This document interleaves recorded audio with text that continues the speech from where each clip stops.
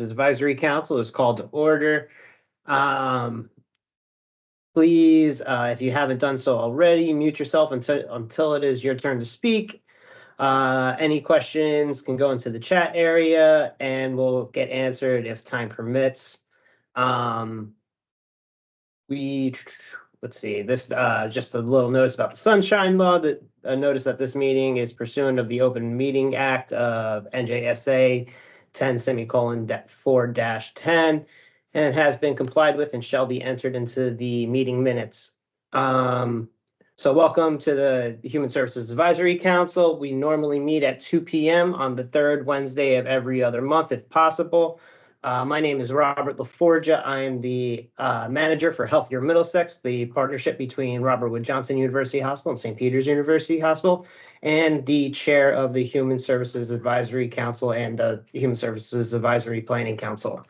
Just a quick reminder, any motions put forth are only voted on by members, and a quorum is required to vote on any motion. And just a little housekeeping that this meeting is going to be recorded, just so that we are able to take accurate meeting minutes. And with that, I will kick it over to Michael, and then we could start introductions. Sure. So my name is Michael Davidson. I'm the coordinator of the HSAC for Middlesex County. And why don't we just go down the list? Yeah. Rob, if you want to. Yeah, I'll go down who I see first. I see Mimi. Hi, I'm Mimi Gangara, and I've been a member of the HISAC for like 30 years, on or off. Mr. Adam Neary. Good afternoon, Adam Neary, New Jersey Department of Human Services. Welcome. Beatrice? I'm Beatrice Osterhub from Community Affairs and Resource Center. Happy Valentine's to everybody. Happy Valentine's Day. Bridget?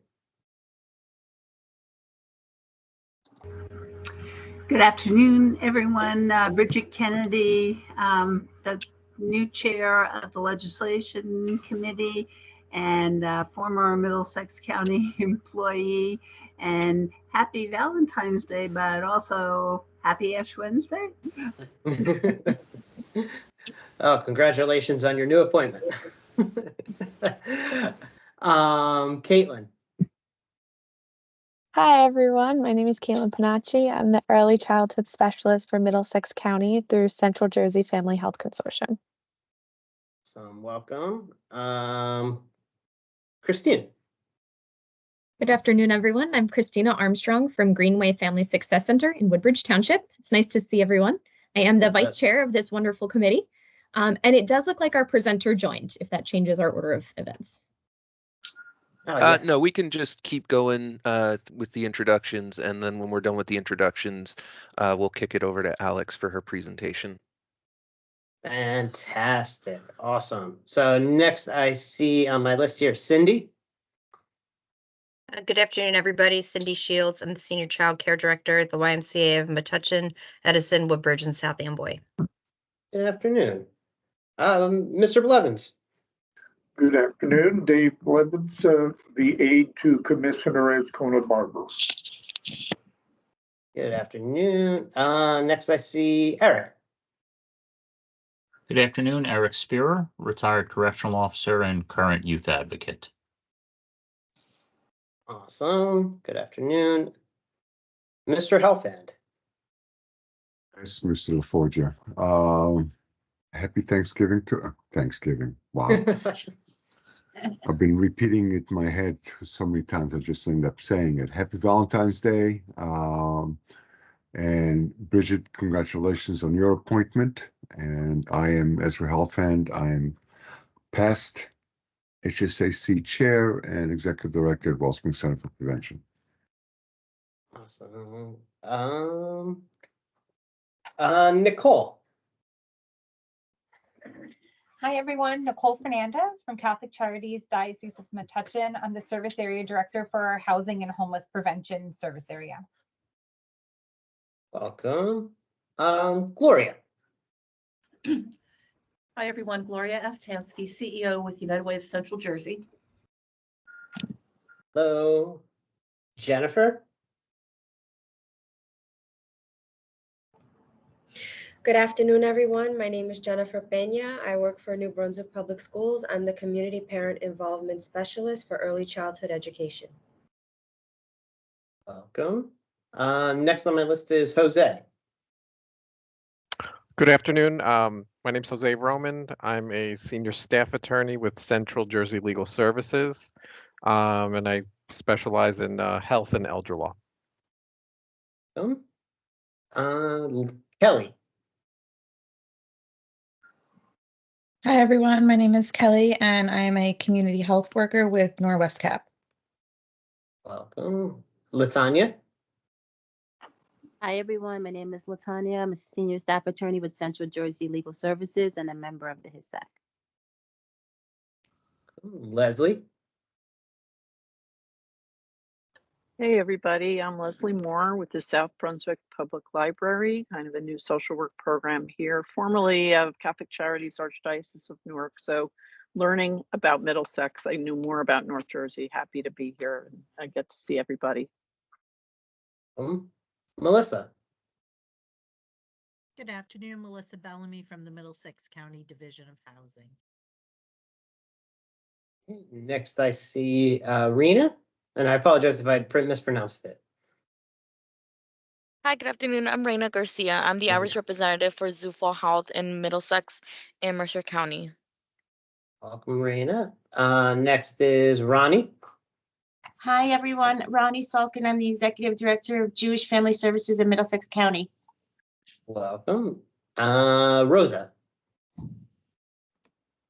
Hi, everyone. Rosa Zaremba, Program Director at Community Affairs and Research Center with the lead in weatherization programs. Thank you. Stacy. Good afternoon, everyone. Stacy Bersani with the Middlesex County Board of Social Services. Hello.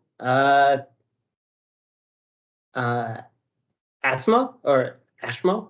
I'm sorry if I'm mispronouncing that. Or Tanya.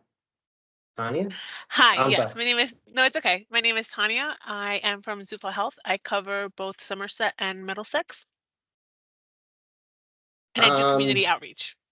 Great, thank you. Nelson. Oh, you're muted. I'm sorry. My apologies, guys. Hi, everyone. I'm Nelson Troche. Typically, Adam is on and he represents us, but I had some free time and I jumped on to see what was going on. Good to see everyone. It's been a while. Bye. Awesome. Welcome. Thanks. Twyla. Good afternoon, Twyla Page, Middlesex County Office of Health Services. I'm the program manager for health education and community outreach. Welcome. Wanda. Good afternoon. I'm Wanda Dillon. I'm the director for the County Division of Children's Services. Hello, and I believe Chan joined us late. So Chan, yep. if you want to introduce yourself. Chan Caldwell, Middlesex County member and community activist and past chair. Awesome. All right. I think that's everybody. Did I miss anybody? All right. Hearing none. So we do have an excellent presentation today. And of course, we have the reports from all of the departments as well. So first, I'll kick it over to Michael so he can introduce our presenter and we can get that going. Okay, awesome. Yeah, so I am very much looking forward to this presentation in line with the council's focus on affordable housing in Middlesex County, housing in general, and with the intent to host a legislative breakfast later in the year regarding affordable housing in both the county and the state.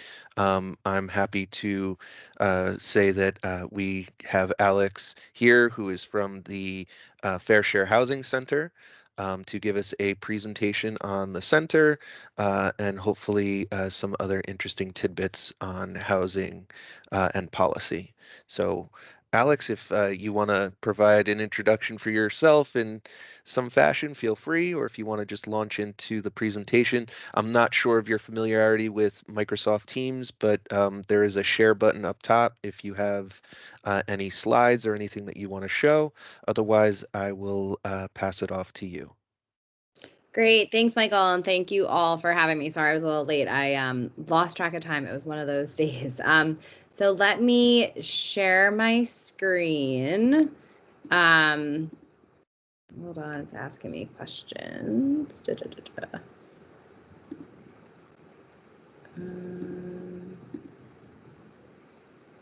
We need permission, it's saying. So let's see.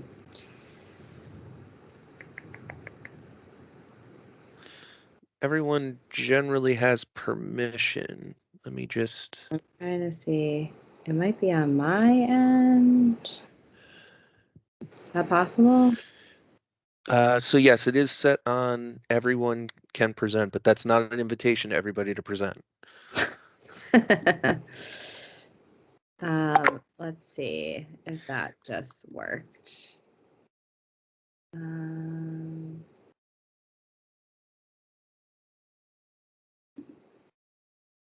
Okay, let's see if that worked.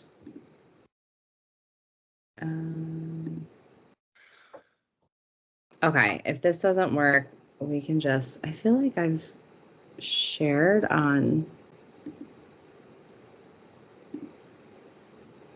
Oh, something's happening. Oh, we're seeing the... You're seeing yourselves, right? Yes. Okay. Yep. Okay, there we go. Okay. Okay, there. Cool. I'm going to say at the outset that it just like blocked all of you out, which so I'm less familiar with sharing on Teams, I guess, that I thought I was. So if anybody has a question, like I'll sort of run through this quickly. And if folks have questions, we can go save them for the end. Or also too, if they want to throw them in the chat, we can monitor the chat too, just in case. That sounds good. It just disappeared on my screen. I don't know where it went. So when I hover at the top, it's not reappearing. So, but that works. But thank you again for having me today. My name is Alex Arpoli. I'm the Director of Advocacy and Communications at Fair Share Housing Center. It was good to actually, I'm glad I got to hear your introductions. It's always helpful to know who's on the phone. Just so folks know my background, I'm an attorney by training, but I've spent my entire career in the policy space. Really working at the intersection of racial justice and public health. So I did a lot of work in the criminal legal space, working with kids that were charged as adults, and then working more broadly in the criminal legal system. Worked on bail reform, parole reform, cannabis legalization in New Jersey. Spent some time at the Camden Coalition of Healthcare Providers, working specifically on our Housing First program, have also done a lot of overdose prevention and harm reduction work. So I really, and I say all that because I think it's helpful to know where somebody is coming from when they talk about affordable housing. I really look at affordable housing as a public health issue. People need access to safe, healthy, and affordable housing. And without that, they can't sort of thrive in the rest of their lives, right? And so we really think of affordable housing on a spectrum. And I'll talk a little bit more about this. This presentation is really to sort of orient you all to sort of what affordable housing in New Jersey looks like. So I'll tell you a little bit about who Fair Share Housing Center is, the history of the Mount Laurel Doctrine, and what the framework is. The Mount Laurel Doctrine is unique to New Jersey.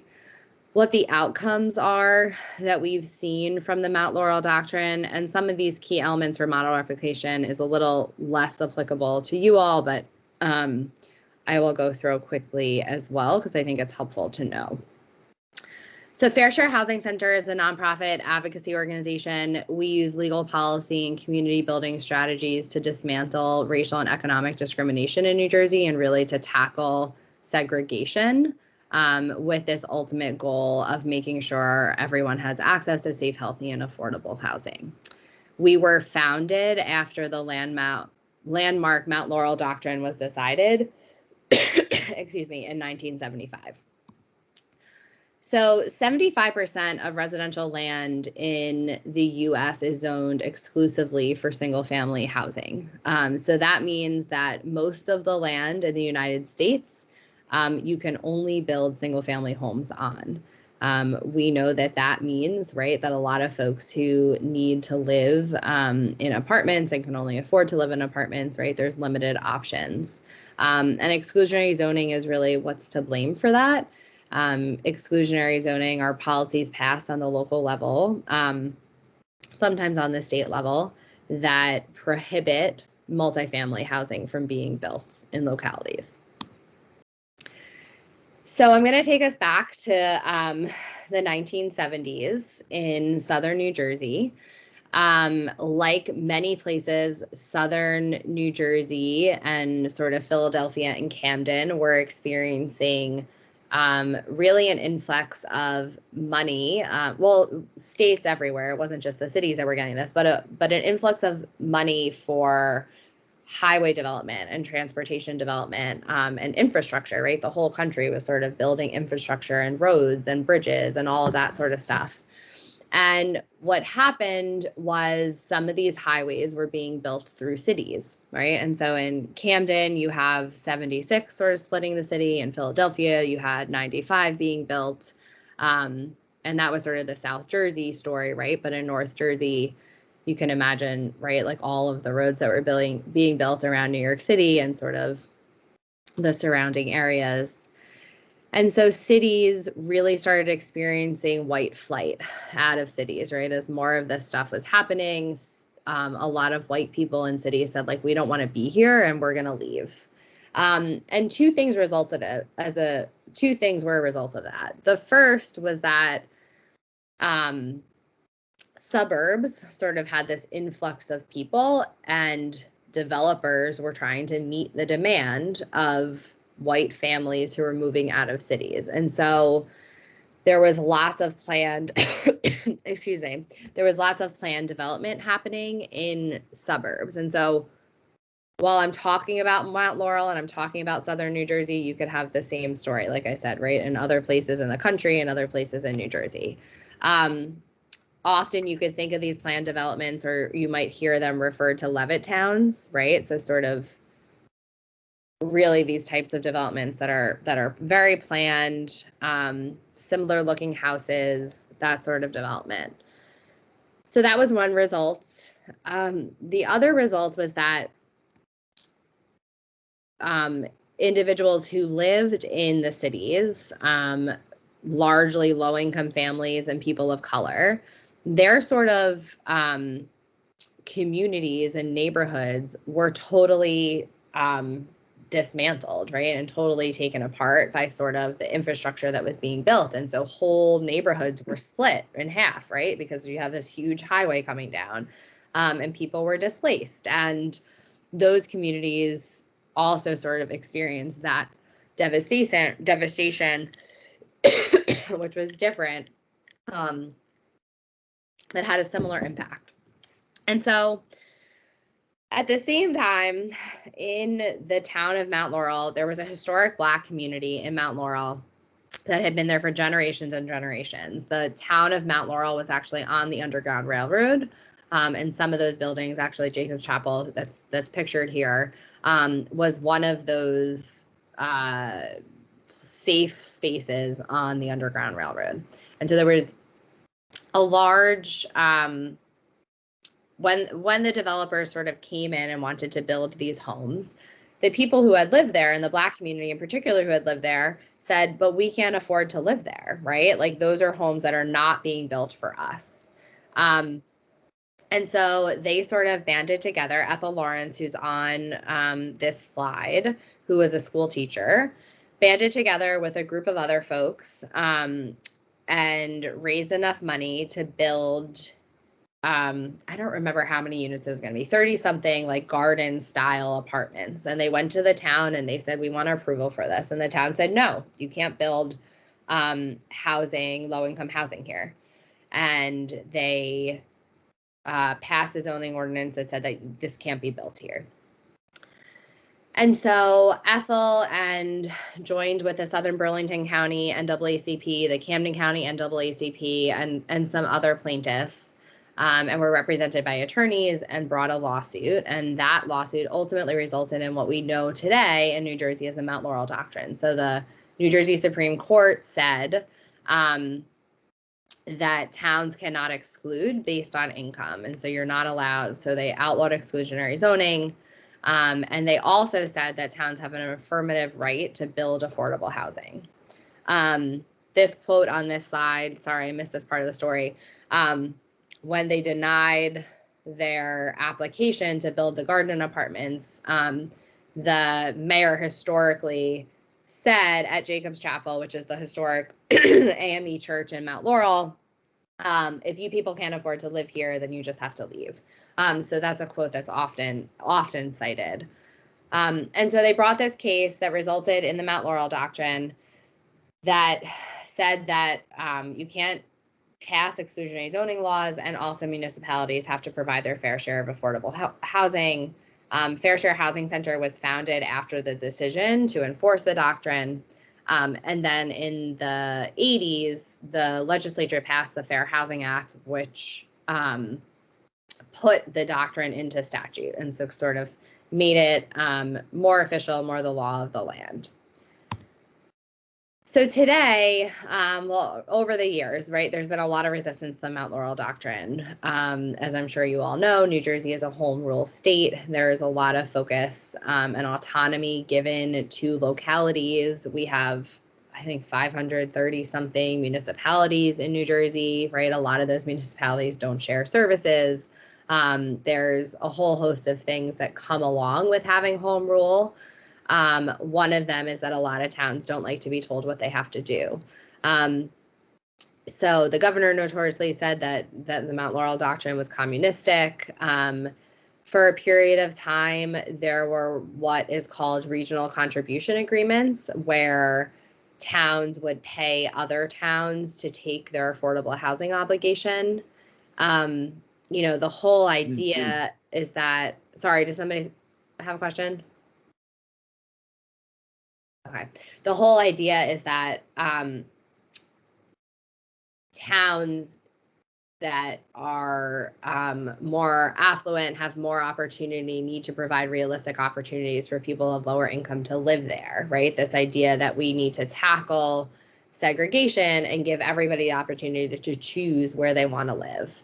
And so regional contributions agreements really undermined that, because you would have you know, a wealthy town, let's say in South Jersey, you would have a Haddonfield, you know, paying Camden to take its affordable housing obligations, which then just, right, like intensifies poverty in the city and doesn't actually address the issue that we're trying to address, which is to get people to more opportunity.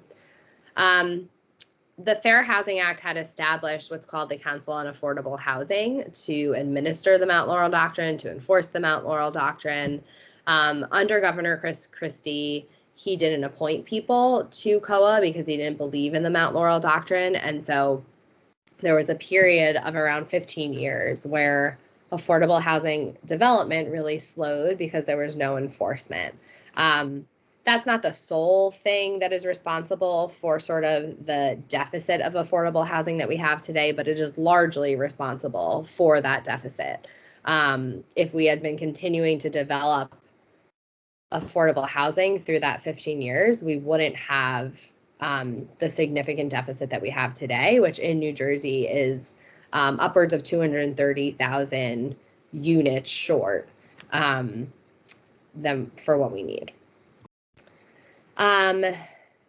So this is sort of more, so in 2015, so Christie, it was a little bit before Christie, and then through 2015, Mount Laurel wasn't enforced. And so the Supreme Court finally in 2015, this is the New Jersey Supreme Court, said that the Mount Laurel Doctrine would be enforced by the judicial system instead of the Council on Affordable Housing.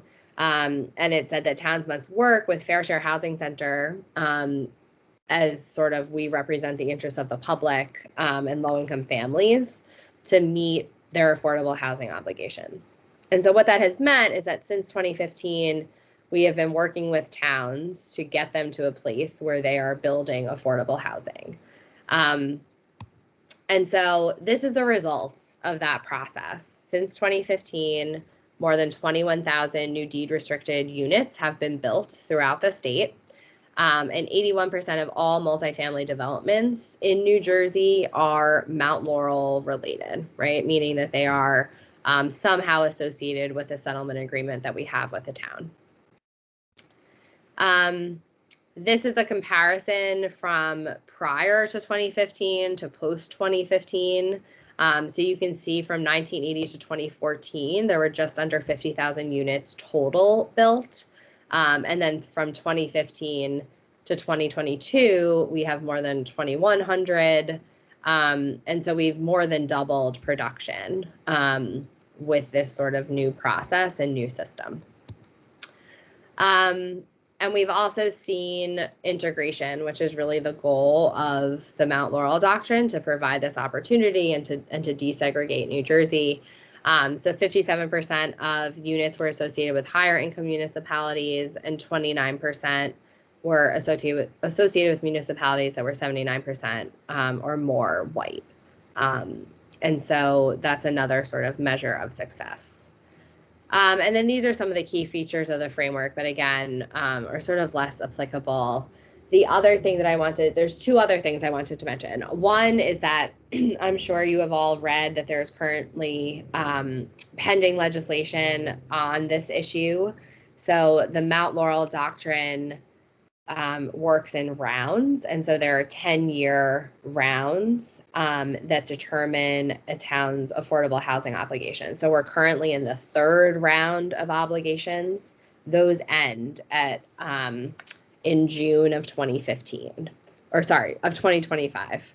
And so what is currently being considered by the legislature is a framework that would exist starting July 2025 for the fourth round, and how obligations would be determined for the fourth round. What is in the legislation that passed earlier this week by the New Jersey Assembly, it really sort of codifies what the existing framework is based on that Supreme Court decision in 2015. It does a few other things.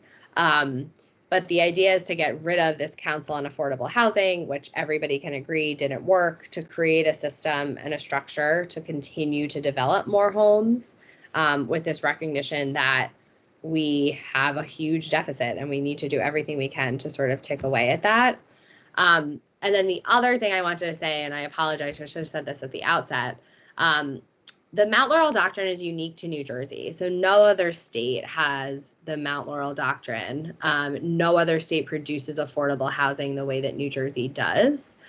So while we are way behind in terms of the deficit that we have, we are also way ahead of the curve in terms of our affordable housing production. We are doing better than any other state in our region, probably better, proportionally than other states throughout the country.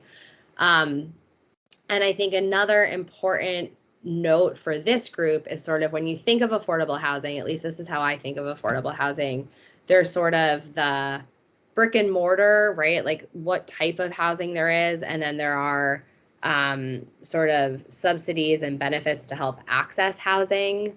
And so Mount Laurel affordable housing falls into sort of the brick and mortar, like it's the same as, let's say, public housing, right? Where that unit has a rent associated with it that is a low income rent.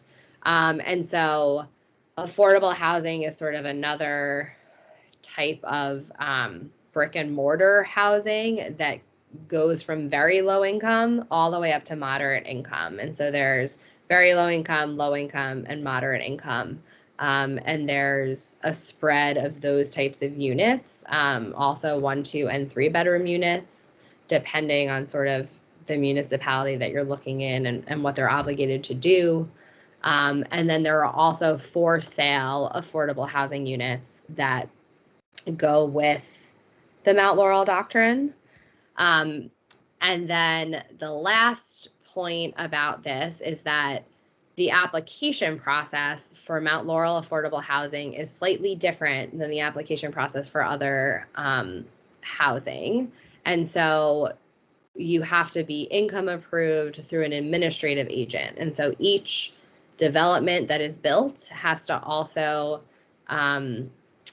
identify who the administrative agent is for that development. So people apply to the administrative agent approves them based on income, and then that person is able to go through sort of whatever the landlord's application process is, and then there is a lottery. So what we've seen is that because there's such a deficit of these homes is that, you know, let's say a building has 30 affordable units, there might be 800 people on the wait list for those units. And so obviously there's not enough, right? Which is why it's important for us to continue to advocate and continue to push to build more affordable housing.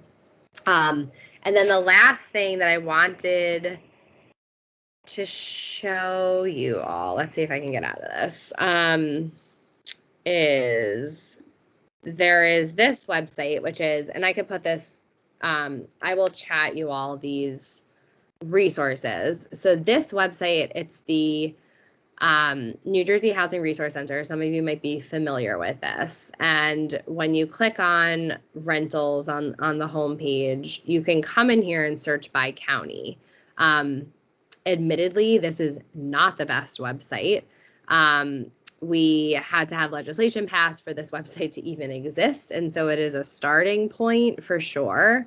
But you can come on here, right? And you can click on, let's click on Edison, and you can see what housing is available. Let's see, what is this? In the specific towns in your jurisdiction or where you're looking. So here we go. So there's 45 properties. My experience with this website is that these might not all currently be available. But this is a website, and this is what I want to say, where all Mount Laurel affordable housing opportunities have to be on this website. So this is sort of the best place to come to see that. And then the other resource that I will also put in the chat is this is our most recent report on the Mount Laurel Doctrine. And so it has some of the numbers I shared. It's just another resource for folks if that's helpful. I know that was a lot and I was talking quickly to sort of squeeze it in. So let me stop sharing. And then I'm happy to answer any questions that folks might have, and I'll look in the chat too, since I couldn't see that before. And I see Kelly has her hand up. I'm sorry, that was an accident. But you Oh. did great. The presentation was super informational and interesting. And thank you very much. Yeah, of course. So Eric, I see your question. If we're so far ahead of other states, why are we so behind in practice? That's a good question.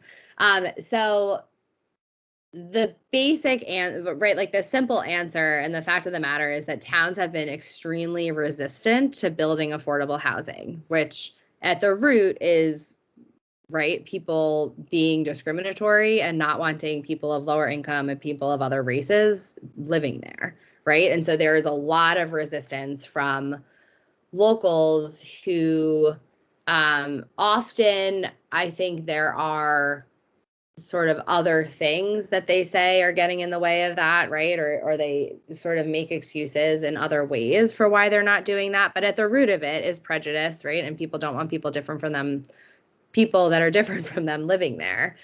Because there are plenty of towns who have been able to overcome all of the obstacles that folks say are getting in the way.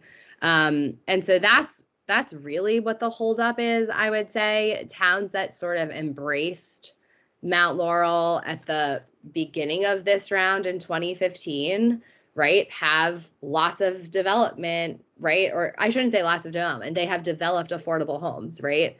The breadth of that depends on where they are and sort of what their obligation was. So in some towns, their obligation might be very small. It might not be that big. And in other towns, they have larger obligations, but that's all region specific.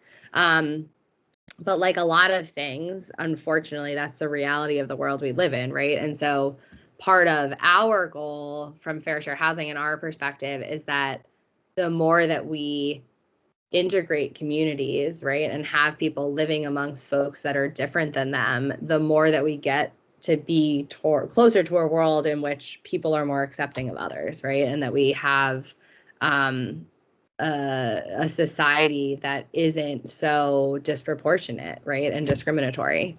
But unfortunately, there's not really a better answer than that. I just have a question. What's the methodology that's being used in order to determine which townships or municipalities are, kind of being targeted for this housing? Yeah, that's a great question. So there's like sort of two answers. And Caitlin, I just put the report and that other website in the chat. The Mount Laurel Doctrine has really two prongs to it. We mostly focus on the one prong, which is the present need. And so the present need really applies mostly to suburban municipalities, because urban municipalities are sort of meeting their present need, like they have enough affordable housing. So they have the prong that sort of applies to urban municipalities is more around rehabilitation and making sure that the units that they have are upkept and sort of, right, like not in disarray, and that they're safe and habitable. So the prong that we mostly focus on is sort of this present need, which again applies to suburban municipalities. The actual methodology for how a town's obligation is determined is based on a variety of factors. There was like a 40-day trial, so it's called the Jacobson methodology. It's not a one size fits all. It takes in a lot of different, a variety of factors based on that region and that specific town. And, it was litigated for so long because there were lots of planners involved and sort of figuring out like what that looks like. And that methodology is what is in the legislation that was passed by the Assembly earlier this week. So currently, like it just exists in case law. And so the hope is to codify that into statute. I thought I saw somebody else raise their hand, but now I see Mimi asking, what about existing developments? Are they responsible to provide affordable housing? What developments are you talking about, Mimi?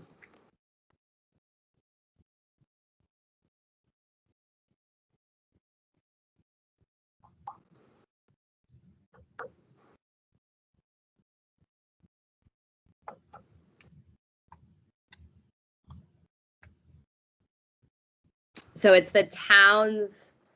So towns are obligated to provide an opportunity for affordable housing to be built. And then the only time that like actual developers and landlords have a mandate to include affordable housing is if there's an inclusionary zoning ordinance in the town. And so you usually hear about inclusionary zoning ordinances more in urban municipalities. So like Jersey City has an inclusionary zoning ordinance, Newark does. But almost all of the towns that we have settlement agreements with have also passed inclusionary zoning ordinances. So usually those apply when there's development in specific areas or of a certain size. And then there's usually some sort of affordable housing set aside. So Edison Manor, I would have to like look and get the details. I don't know enough about that, unfortunately, Mimi, off the top of my head, but I can follow up. Adam, I see your hands raised. Yes, I have a question. Thank you for this presentation. It's good that you brought in some of the current legislative action that's happening. There is a stigma against affordable housing. I don't like using the word affordable housing because I always call it accessible housing because we're trying to make housing available for more than for whatever needs.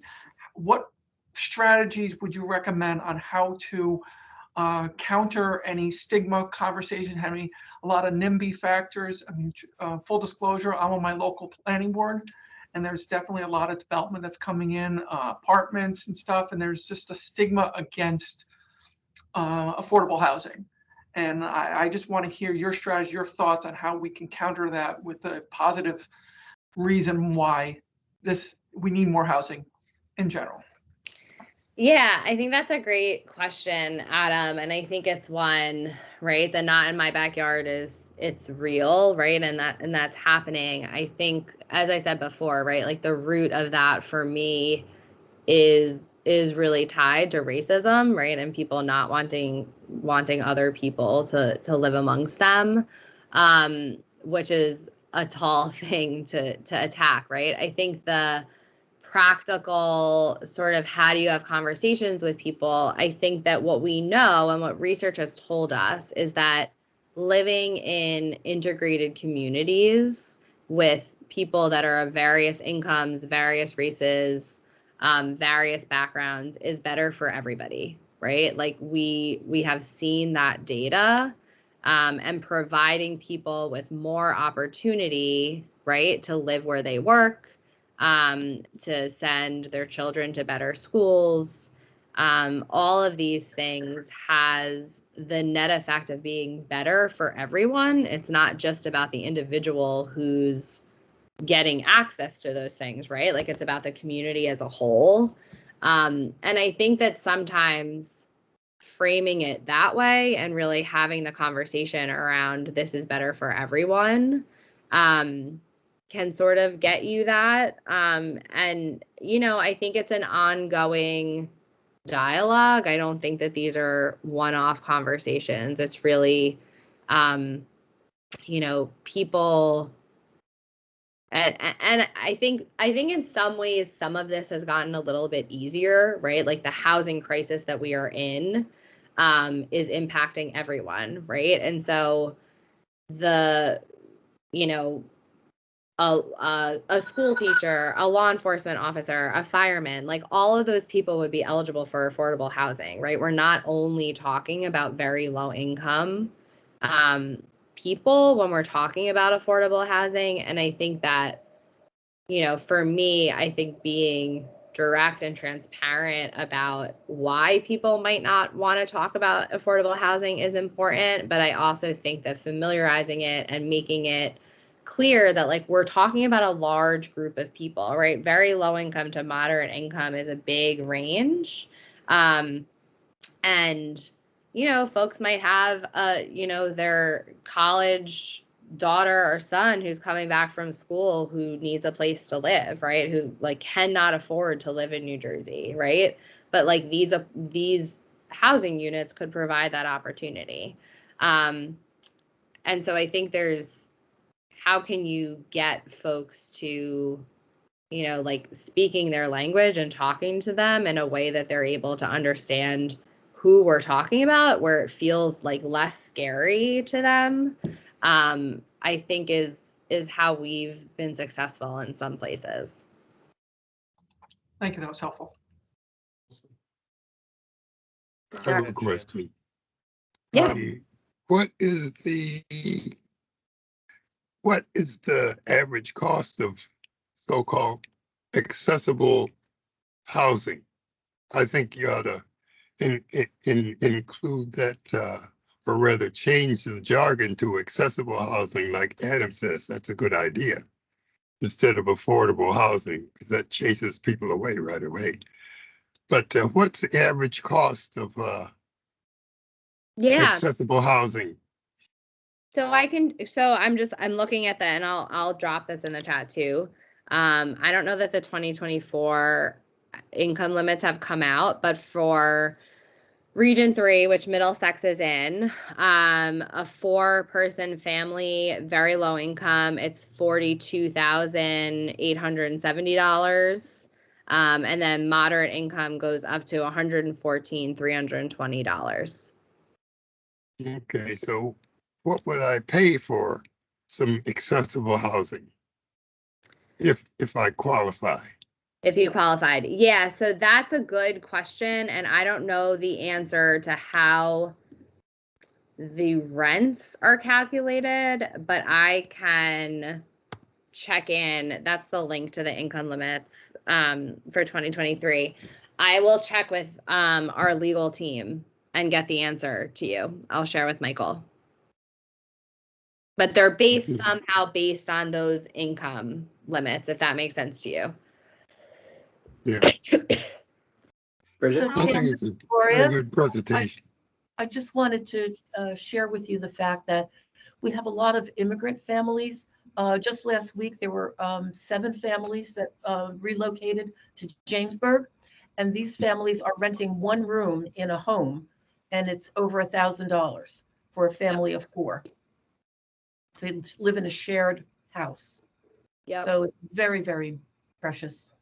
Yeah, and I think one of the things, Gloria, thanks for sharing that. One of the things I think that's important to know for Mount Laurel affordable housing specifically is that, you know, you don't need a social security number to apply. And so we've been clear with folks on that. And so from an accessibility standpoint, I mean that, and if you're coming across that in practice and seeing that, please let us know.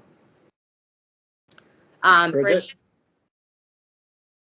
Alex, yeah, I mean, Adam brought up a very good point, but there's also another one, and that is, well, municipalities don't want children because children will cost more and they'll have to build more schools and what have you. It seems to me that all goes back to the whole thing about the home rule state, you know, the way we fund education and what have you. Is there any kind of thought about kind of getting rid of the home rule doctrine? Oh, Bridget, wouldn't that be nice? No, I don't think that home rule is going anywhere anytime soon. I do think that you're absolutely right. There is a preference for, you know, even when our team is negotiating with towns around what they're going to build, lots of folks want senior buildings, right? Because to them, that means not family units, and so there will be no children. What we've seen in places that have built family units, right, is that kids integrate into the schools and it's fine, right? It's not this shock to the school district that others would have you to believe. And I think in a lot of ways, you know, if you talk to the educators in those places, right, it has made their school environment richer, right? There's more diversity, and we know that that's a good thing. The reality, though, also is that New Jersey has one of the most segregated education systems in the country. And so if folks are following along sort of that lawsuit that's sort of unfolding in New Jersey around the education system, you know, I think the remedy to that is obviously going to be tied to housing in some way, or right, is likely to be tied to housing in some way, which I think gets at some of what you're talking about, Bridget. But I do think a lot of the disproportionate outcomes that we see in New Jersey by race and income are a result of our segregated state, right? So there are people, the majority white people, right, who have access to opportunity and healthcare and live in healthy spaces with clean air and all of those things. And then we have a large population of color who doesn't have access, right, to those communities a lot of the time. And so it's this ongoing challenge of how do you sort of attack that from multiple angles, and what does that look like? And home rule stands in the way of that a lot of the time. But the Mount Laurel Doctrine is a really good example of where the court has said, like, we don't really care about home rule, right? We're telling you that this is our state constitution says that you have to provide an opportunity for people of lower income to live in your community. And you know, I think that there are other ways to whether we would get that same decision today, I think is another question. But I think, there are other ways to sort of get around home rule if we're creative and sort of work together.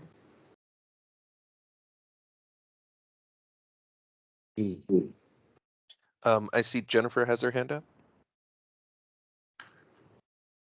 Hi, so I was wondering, I know we spoke about like undocumented individuals or people who are new to this country, but is it true, like what are your requirements? They may not need a social security number, but do they do a credit check, background check, and work history? Because I know my dad is a Vietnam veteran and he moved here from Brooklyn with my mom, and there was an advertisement for affordable housing for Vietnam veterans had a priority. Veterans had a priority. And so when they went to apply, it was a lot of paperwork that they were requiring. I mean, I was shocked at how much information they were requesting. And obviously they're in their 70s and I kind of had to help them get together the paperwork. But they did mention like credit report, work history, proof of income, going back. They wanted bank statements. So I don't know. It was through Piazza and Associates in here in Middlesex County. So I don't know if it's different, but someone who's undocumented may not have all of that paperwork. Yep. So yeah, unfortunately, Jennifer, like that, there are no rules around any of that. And there are no laws yet around what can be asked for. That's an area that like we are doing a lot of work around. And one of the things I should say while I'm on the call with all of you too is if you're not familiar, a couple of years ago in New Jersey, the Fair Chance in Housing Act was passed, which prohibits landlords from asking about someone's prior criminal history on the initial housing application. They are permitted to ask about it sort of after an offer of housing is made, but then it creates sort of, they're limited on what they can consider. And if they do consider something, they have to put it in writing. And so it creates a process. And so similarly, we are working, there's pending legislation around prior eviction filings. So often people are screened out of housing opportunities because of that. And similarly, the credit checks and credit worthiness. And so, I think you raise a really good point, Jennifer, right? Like it's not, particularly for undocumented folks, right? It's not just, and for anybody, right? Even if you are here lawfully, like there's, or legally, I should say, like there's no, there are still barriers in having to get all of that paperwork together. And I don't know that we've quite figured out a way to like combat that. I think particularly with sort of the demand for housing and the low housing stock, it's sort of, survival of the fittest, whoever can put it all together and submit it and get it done. And so that 100% leaves a subset of the population who, for whatever reason, doesn't have the paperwork, doesn't have access to sort of put it all together, doesn't have the ability to put it all together and submit. And I don't think that we as a system have quite figured out, like, how do we make it easier, right? Like, what do we do to sort of take away those barriers, which are really artificial in a lot of ways, to level the playing field for folks? And I think that we're, particularly, I think in this moment, like sort of the housing crisis that we're in right now, I really don't think that we've figured out how to tackle that. Well, a few years ago, I worked on a program by the federal government. It's called VITA. It was assistance for doing senior citizens' taxes. And it was set up, you'd go to and get some training from the IRS people. Now, a similar situation could be set up for helping immigrants or people who can't bring the knowledge or know how to fill out all of this paper, which is obviously a barrier to prevent that from happening. But if the government would set up some sort of help program with with expertise, who have expertise in helping people fill out all of this paperwork, it would be very helpful. And that would also encourage them to get rid of some of those barriers of paperwork. But there certainly would be resistance to setting up some sort of program like that to help people fill out all that paperwork. But it should be considered, I think.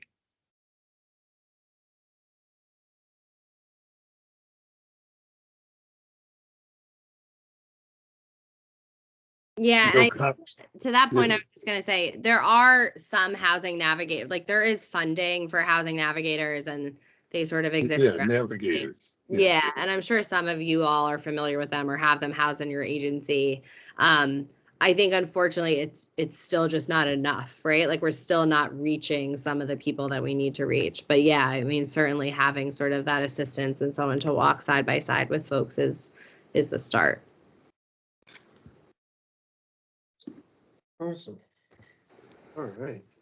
Thank you so much, Alex. Yeah, thanks for having me. And I just so everyone knows, I just dropped my email in the chat. So feel free to reach out if anybody has any questions or follow up. We're always happy to talk. So thanks for having me. Yeah, if you would share that PowerPoint, that would be helpful too. Yep, I can send that. I can send that to Michael so he can get it to you all. Thank you. All right, thank you, Alex, and you're welcome to stay for the rest of the meeting. But you know, everyone's time is precious, so no feelings hurt here if you need to hop off and get back to another meeting or whatever else you have going on for the day. Yeah, no, I'm gonna hop up, but thank you, everyone. It was nice to be with you. Good Thank you so program. much. Yeah, very good. All right. Great. All right. So now we're just going to move into just the reports from the state departments. And first up, we have Mr. Neary. Thank you, Chairman. Do you want me to just report that I have sent everybody the paper copy of my report instead of going into the details of it, or you want me to just quickly go through it? Maybe just give like some high-level highlights. All right.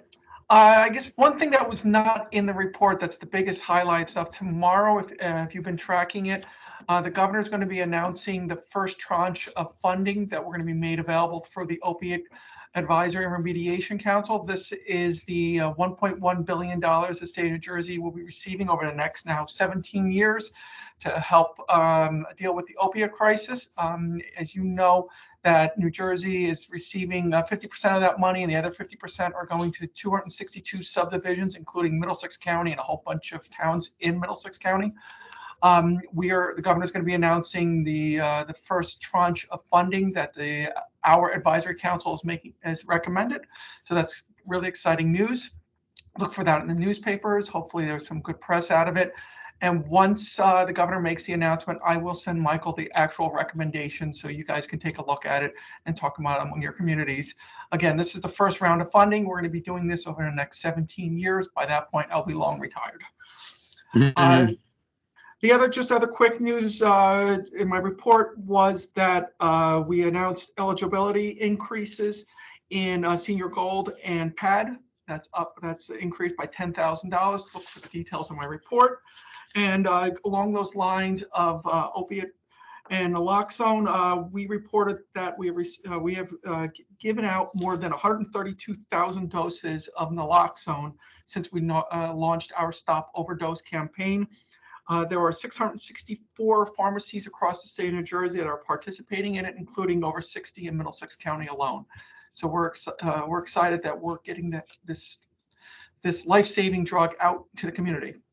That's about the shortness of my report. And if you have any questions, you can always reach out to me. Fantastic. Thank you. Let's see. Who we got next? Richard Hagar? Is he here today? I did not see him on the attendance list. And I didn't see his report in your email, so I guess we'll just wait for that one. Yep. Okay. And then Sylvia Costa? I didn't see her either. So Sylvia sent just before the meeting a short write-up. I'm going to send that out with the follow-up email to this meeting. Okay. So then we'll move into the reports from the county divisions, agencies, and offices.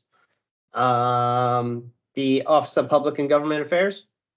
I do not see John Carroll here. Okay, so we'll wait for that one.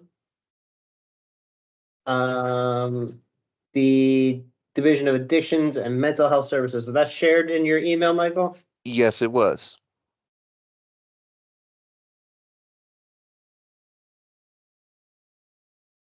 And then I didn't see Lori in today if she wanted to report. Okay, so we'll just move down to Melissa. So I didn't see Lila pop in either yet.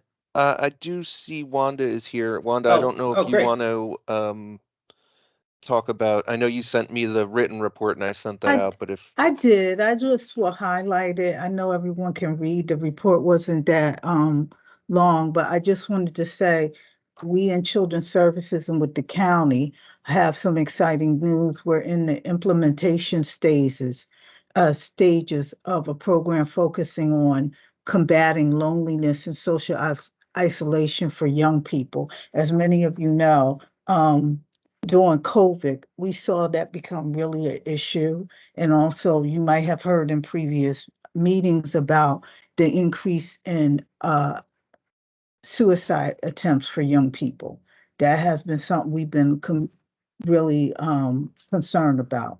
The county has teamed up with Pix Help, who has taken a digital platform. We all know young people like to be on the computer, they like to be interactive. So we're taking advantage of that. And that program is going to offer a support center. These are going to be actually clinicians with expertise in behavioral health and experience with working with young people. And they're going to have a digital platform. I don't know, Michael, if you guys have had an actual presentation on it, but it's really interesting where they show you the different screens and what it looks like. Very friendly. This is going to be countywide for youth 13 to 18. The rollout is scheduled for next week.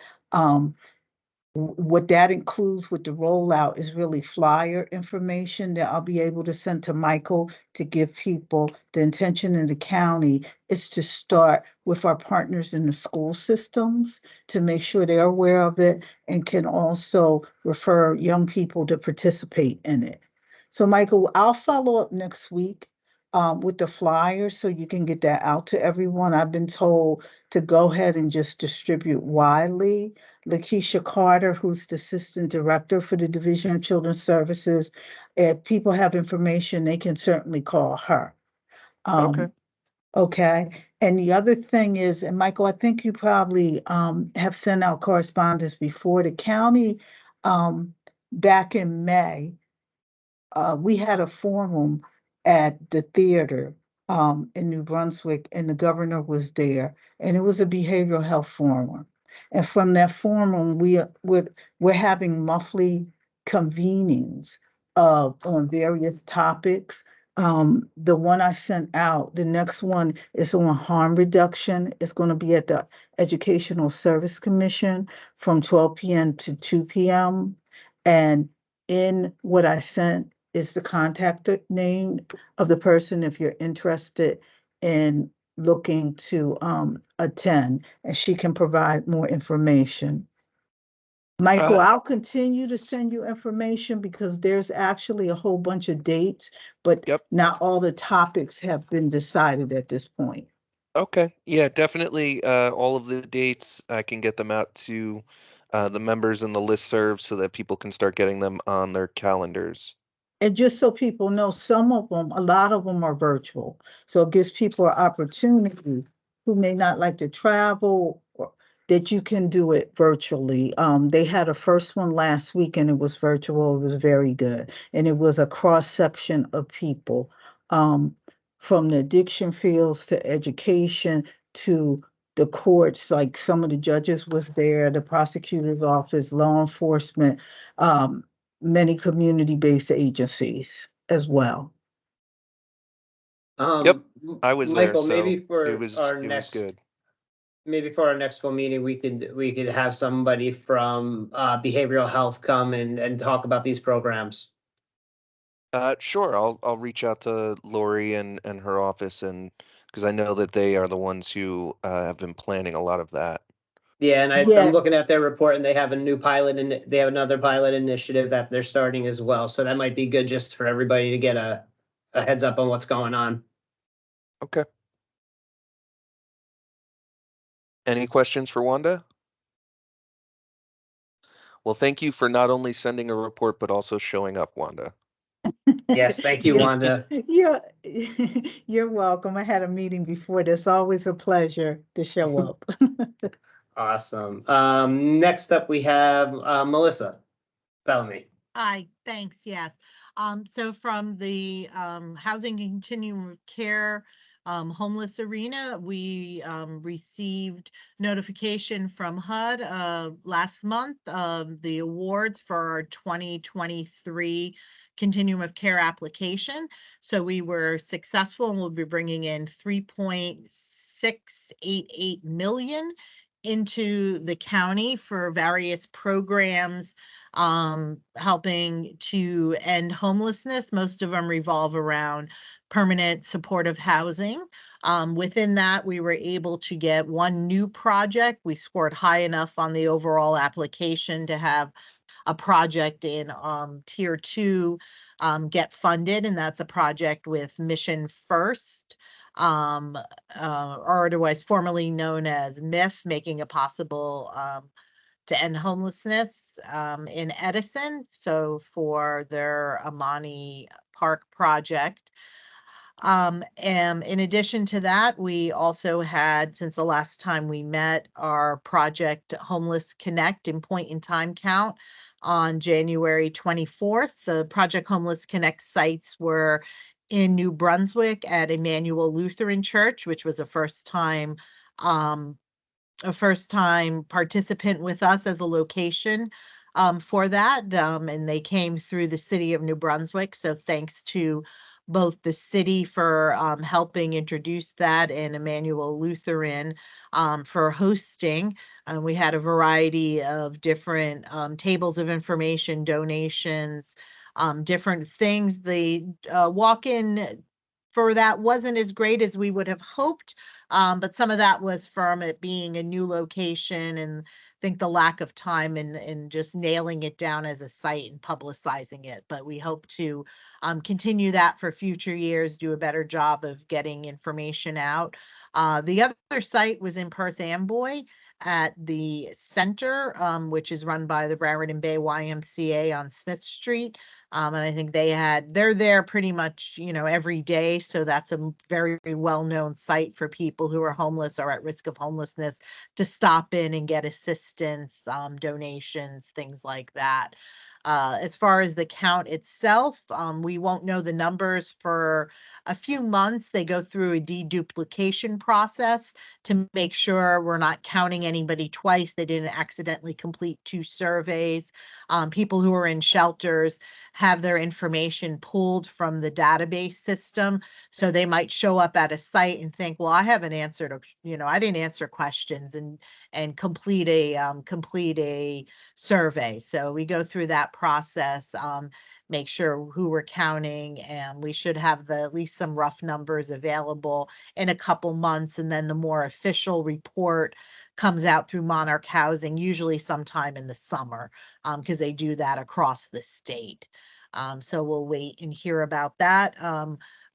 We were lucky to be one of the counties to receive a grant from the state to fund a data analyst position, which was hired through Coming Home.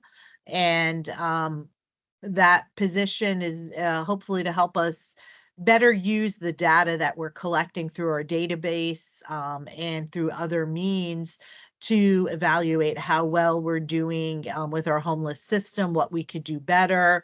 It can help us keep track of if we're trying any new initiatives, how well they're working, and really just using data in a better way and to help drive decision making.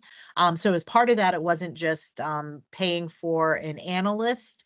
It also includes training for COC level staff and the people who are kind of responsible for the decision making on our board. So there's a group of 7 of us who have been participating with the other 7 COCs across the state who were awarded this grant in a weekly sessions that are facilitated with the Harvard business government school of government. They call it the Government Performance Lab, and they've been facilitating training sessions each week to help us learn how to use data better. So not just the analysts, but training the executive teams on how to do that. And that's going to conclude with a session up in Cambridge for a couple of days in April, and this was all covered through the state, through the Office of Homelessness Prevention. So we're excited to have that opportunity to participate in that. So that's the major things that have been happening in the homeless arena. Any questions? No, thank you so much. Next I see the Board of Social Services, Stacy. Good afternoon, everyone. Just some statistical reporting that I would like to do today. We are still seeing increases in our caseload and in new applications. As of November 2023, that would be the most recent report from the state. We saw a 5% increase in the number of active food stamps cases year over year, and an 11.4% increase in the number of general assistance cases. For those of you who don't know, that's cash assistance in addition to food stamps, and that's also year over year. For new applications in January, we received 322 for our temporary assistance for needy families, which is the family version of general assistance. It's cash assistance in addition to food stamps, and you must be eligible for that. There's much stronger eligibility requirements for that over food stamps. 573 new applications for general assistance and 1,740 new applications for food stamps. We do now also recertifications, and that is for the month of January was 1,676, and that's for our food stamps clients alone. So all programs saw increases in the number of new applications over the month of December 2023. Also, in relation to our Medicaid statistics report, and that these numbers are as of December 23 as well. We showed that, as you all know, last year the state began an unwinding of Medicaid, meaning up until that point, people who were on Medicaid were not necessarily taken off Medicaid due to not recertifying or income limits. As of last year, they changed that. It's a 12-month period. So each month, 1/12 of our recipients must redetermine. We must redetermine to see if they are still eligible for Medicaid. So as of December 2023, we have 50,171 individuals who are due for redetermination this year. And we are working hard to get those numbers done, to get those people redetermined, and to get those who really need that assistance to get it. And that's all I have for this month. Thank you so much. Next, I don't see John, so I guess Twyla, are you here to report for John? Sure. Just want to mention a couple of things. First of all, it's 2024 and I'm still talking about COVID. I just want to remind everyone that the health department is distributing COVID test kits. So if you need them for your facility, for your organization, for a group, please reach out to myself or John. We will be happy to arrange a pickup of those test kits, the at-home test kits. So while we're speaking of COVID, I'm sure a lot of you saw the news yesterday all about the COVID isolation guidelines changing. Just want to make it clear that they have not changed as of yet. There is an early discussion about withdrawing the 5-day isolation guidelines, but it is not official yet. So, and when it does become official, then we will hear from the State Department of Health. And of course, we will pass that information along. Also, our education division, which is my division, we just went through our first year of accreditation for our diabetes support and education program. Our monitoring went really well. We've actually reached close to 1,000 patients in 1 year, and that's providing education, resources, and support. So really grateful, very proud of my team for leading that. And if you have anyone that you know that is struggling with diabetes management, they need resources, please feel free to reach out to me and I'll be happy to connect you with one of our educators. Congratulations, Twyla. That's awesome. Thank you. May I ask a quick question? That is awesome, Twyla. Does that include pre-diabetes too, or just an actual diabetes diagnosis? So we can work with pre-diabetes as well. So Thank you. we do one-on-one support. We also have group education that we can do as well. Thanks. Awesome. Thank you so much. I don't see Kyle Anderson here. Nor Kevin. So Okay. I think Yeah, we so can we could open just it skip up. ahead. Yeah, we can open it up to providers for upcoming events or updates that they want to provide. Just throw your hand up and. All right, Lena, you are first, then Christina. Hi, everyone. Happy Black History Month, first and foremost.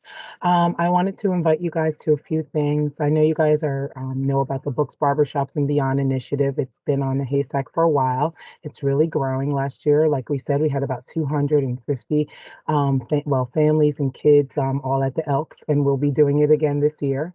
We did restructure it a little bit. Michael, I sent the report into you guys. We're only going to have like 5 readers this year, and we're going to turn it more into a carnival style.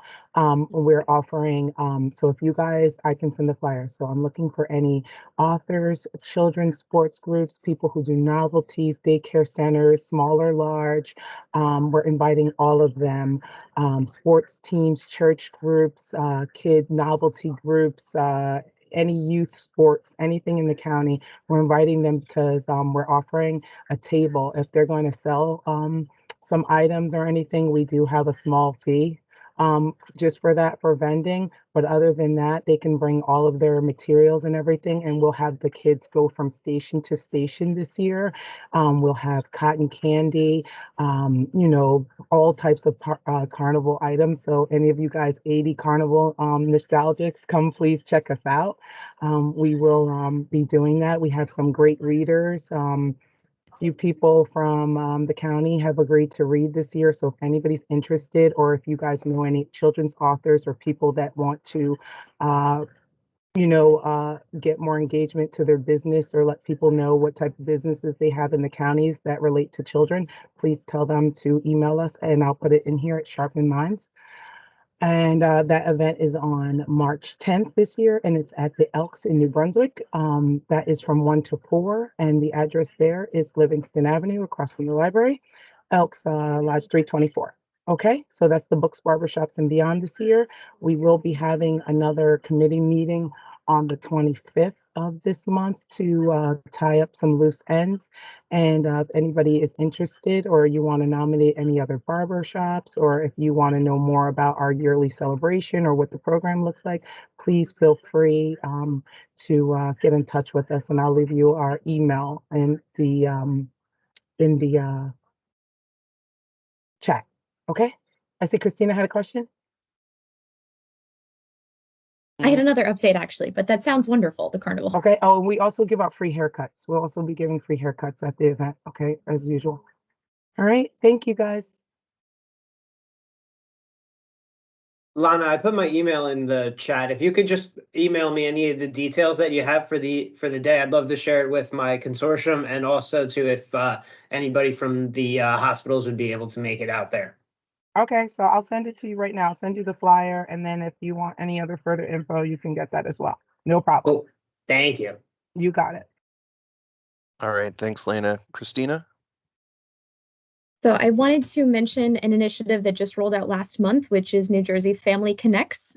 It is a pilot program that some of you may have heard of, where any woman who gives birth in the county of Middlesex and 6 other counties can receive a specialized nurse home visit 2 weeks after giving birth.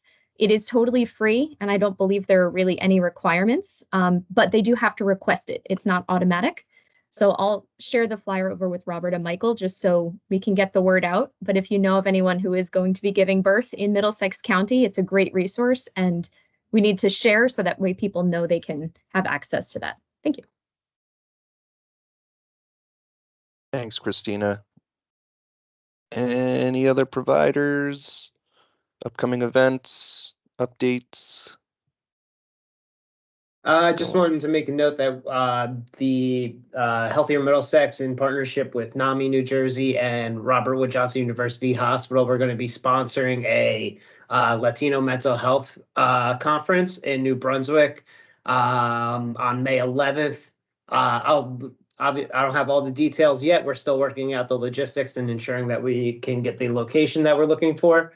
But once that information becomes available, I'll share it with Michael so that way he can share it with the team as well. It's not just for New Brunswick residents, but because of the population, obviously, in the community, we're kind of gearing it towards them. But it's open to all Spanish speakers in Middlesex County. Okay, thanks, Rob.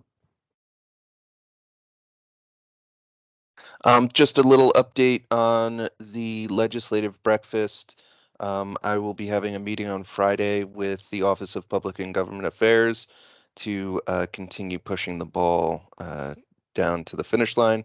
So hopefully I will have more information at our next meeting, including a date, time, and venue.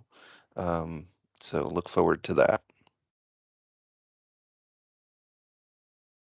All right. One more. Gloria? You're muted, Gloria.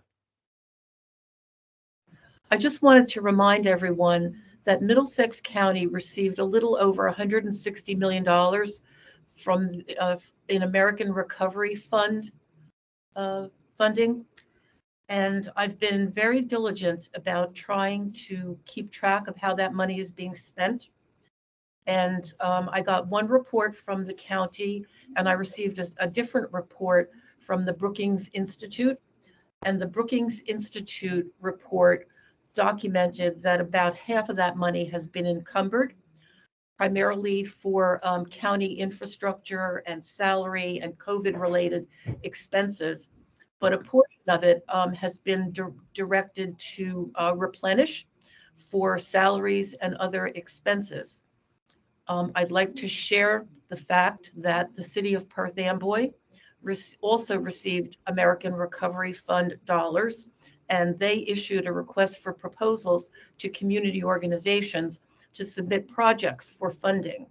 And United Way has been fortunate to receive a 2-year grant from the city of Perth Amboy for a financial opportunity center that we're opening in Perth Amboy.